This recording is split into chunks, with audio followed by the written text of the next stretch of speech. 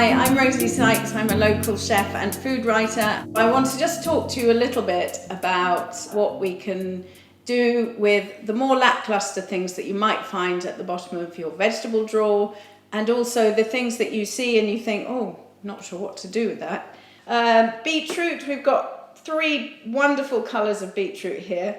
Again, purple is the original colour for beetroot, but we also have golden, which is the most vibrant colour, and it really keeps its colour well. I mean, it's almost neon, isn't it? It keeps its colour really well in a roasted vegetable medley, and I often find that if I've got a load of stuff and I've found half a swede, a bit of cabbage, maybe half an onion or some spring onions in my veg drawer, and I want to roast them up, adding something like this that's so vibrant and thrilling kind of just adds that little extra thing that will make the whole dish appealing.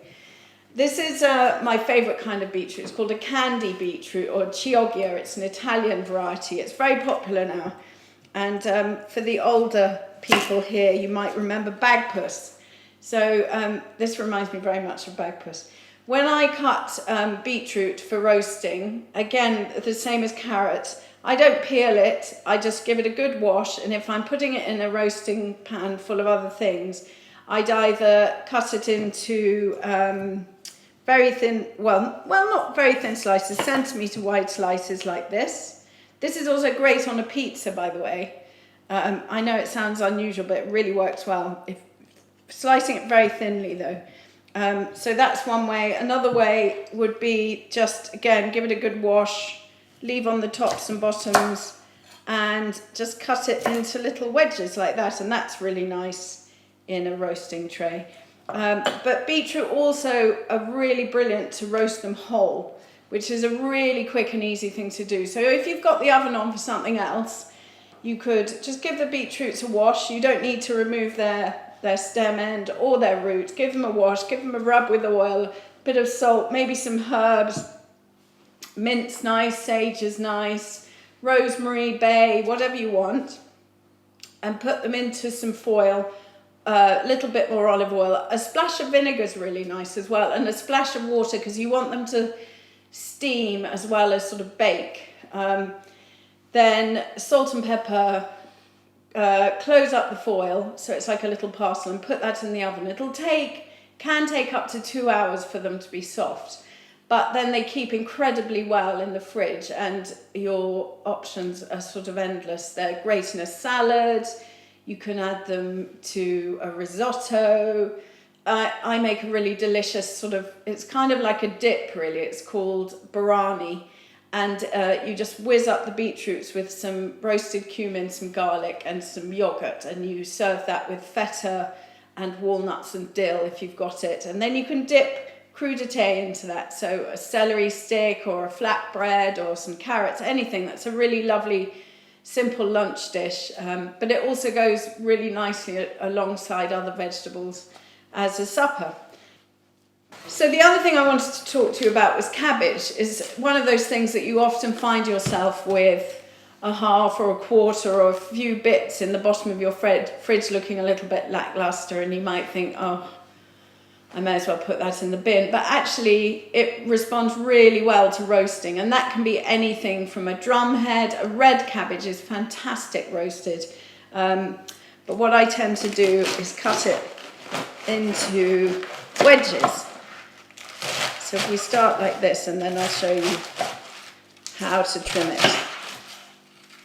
So this is really nice. You can see that the rib is holding the cabbage together. So what I might do is remove a little bit of it, and again at the base remove a little bit of it. So we've got this lovely piece, and that will roast really, really nicely. So what I would do with that is just toss it in some oil, some salt and pepper. A few chili flakes are great with cabbage, but cabbage is also really brilliant with sort of Indian spices like masala, garam masala, anything like that. Few sesame seeds, put that in the oven. Doesn't take very long at all, probably 15-20 minutes in quite a high oven. And then what I tend to do is when I lift it out, I would put a little bit of vinegar or a squeeze of lemon, and you get this lovely kind of zinginess with the earthiness of the cabbage and the spices. As I say, that works brilliantly with red cabbage as well. I tend to use something like ras al hanout with red cabbage, or cinnamon, something like that. It's really nice. But equally, you can roast just leaves. If you've just got a few leaves of cabbage, they work really well too. So I would keep them quite large. What will happen is they will become really crisp, and that is quite a nice contrast in a roasted vegetable pan, to have some crispy, very golden bits, and then your lovely sort of chunky other bits as well. Okay, so this is a kohlrabi, something one might often find in a veg box or in the supermarket and just walk past because you're not quite sure what to do with it. You can eat the leaves, you can blanch them and have them with some butter or olive oil as a side vegetable, and the best thing to do is remove most of the leaves. The bottom root on these can be very tough and sort of fibrous, so I tend to take that off. I would most generally actually peel a kohlrabi, just because the outside skin is very, very hard. And you would probably find it quite hard to do with a peeler. But they're really delicious in a salad, grated into a coleslaw, something like that. Especially because they've got this slightly sort of, in the nicest possible way, cabbage flavour. They also just make a really nice salad if you slice them really thinly with a lot of herbs. Great way to use up all those leftover herbs in a sort of herby vinaigrette or a green salsa verde type thing.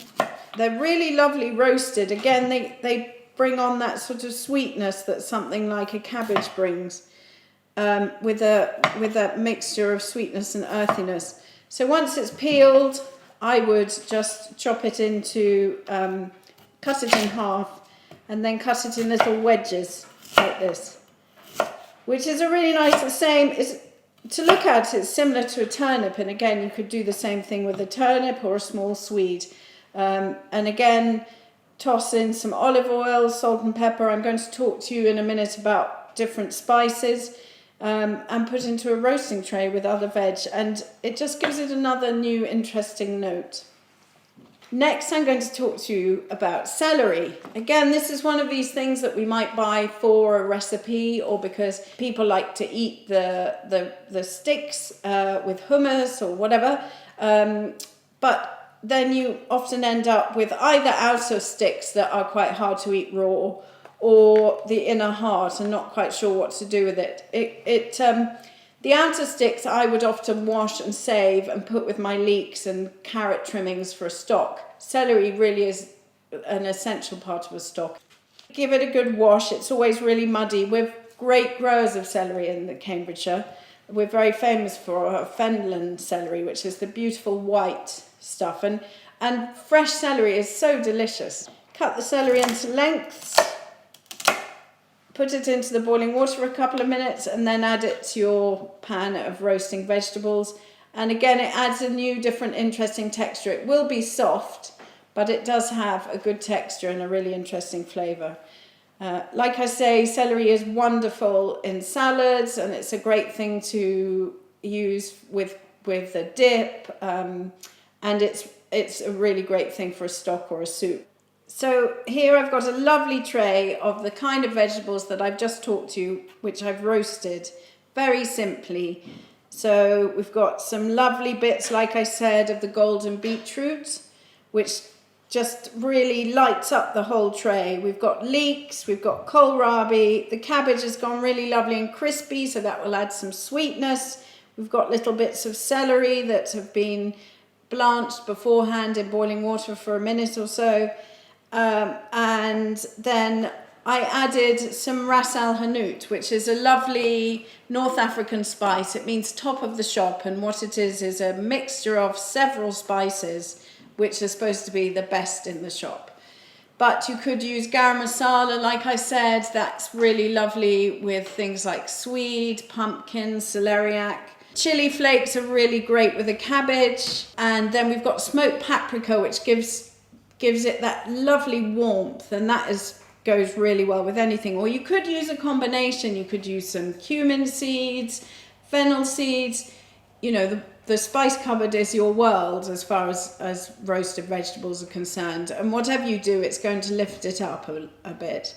Another thing I like to do is finely chop. If I've got a quarter of a lemon, or how you often have a bit of lemon left in the fridge looking sad. Well, a great thing to do is cut that up really, really finely into little cubes. It can be the whole lemon, the skin, the pith, everything. Avoid seeds. And add that in, and then what will happen with that, it will completely caramelize, and when you're eating your roasted vegetables, you'll get like these little sherbety pops of flavor, and honestly, you will be amazed. It's the best thing to do with a bit of leftover lemon. So as far as spices are concerned, go wild.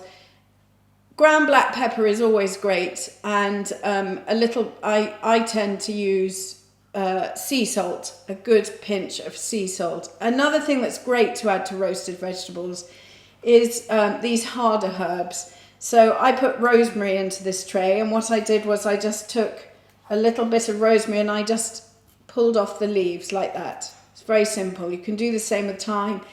With thyme, I tend to just throw it in whole, because what happens is all the little tiny leaves will fall off in the roasting process, and you can just lift the stems out and discard them. And then there's absolutely no waste apart from the woody stems, which you wouldn't eat anyway. Sage is again another lovely herb that goes well with all these sort of autumnal winter flavours. Another thing I like to add to roasted vegetable is some seeds or nuts. Here I've used a mixture of seeds, pumpkin seeds, sunflower seeds, linseeds. But also if you've got some nuts knocking around, the end of a packet of nuts might be a bit dusty, not sure that you're going to be able to use it for anything because it's not very many, just toss them in as well, because they'll add crunch, they'll add flavour, and it's a good way just to use up little ends of pieces, bits and pieces. And you'll end up with a delicious tray like this that you could have alongside your Sunday roast, or you could just have this as your supper. It really is with a flatbread. Again, tahini is a really delicious thing to add to roasted vegetables. So once you get your head around the idea, honestly, you'll find yourself doing it all the time. One tip I'd like to give you is that it's really worth preheating. When you turn your oven on, just put the roasting pan in the oven then with a little bit of oil. Then when you add your vegetables, the process will start really quickly. When you roast vegetables, you don't want them all clumped up together, because what's going to happen then is they're going to steam. So you want them laid out nice and flat. So even if you have to use 2 trays, it's really worth just having 1 layer. And add a little bit more oil than you think. So if you put a little bit of oil into the pan when you put it in the oven, when you put the vegetables in, put a bit more oil on top. One thing I'm quite like doing is putting all the vegetables into a bowl, putting the oil in, putting the spices in, putting the herbs in and the seeds, give it all a really good mix around. Bring out a hot tray, tip them in, flatten them out, be careful, obviously everything's hot, be a bit careful, and then put them back in the oven. Roasting vegetables can take anything from 15 to 30 minutes, depending on the size you cut your vegetables and what sorts of vegetables you're using. You may have a few trial and errors to begin with, but it's really worth just going through the motions and seeing where you get to. So I hope you found these vegetable tips helpful, and thank you very much for watching. There are more tips and recipes on the website, and thank you for supporting the Food for Our Future campaign. I think I said earlier, I've just had a new book, Roasting Pan Suppers, come out, and you can get that from all good bookshops. Thank you.